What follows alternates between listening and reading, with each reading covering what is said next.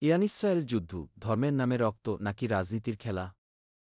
Iran ও ইসরায়েলের মধ্যে চলমান উত্তেজনা আবারও এক ভয়ঙ্কর যুদ্ধের আশঙ্কা সৃষ্টি করেছে। দুই দেশের মাঝে ধর্মীয় পরিচয়কে সামনে রাখা হলেও বাস্তবে এটি একটি বড় রাজনৈতিক ও ভূরাজনৈতিক খেলা।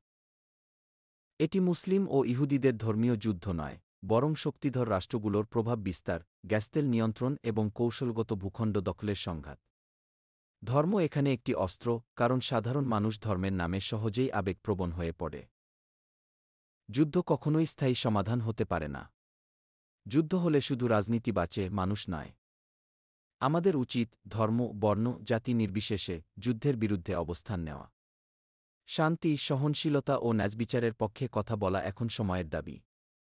যারা আজ যুদ্ধ চায়, কাল তারাই শরণার্থী ক্যাম্পে কান্না করবে।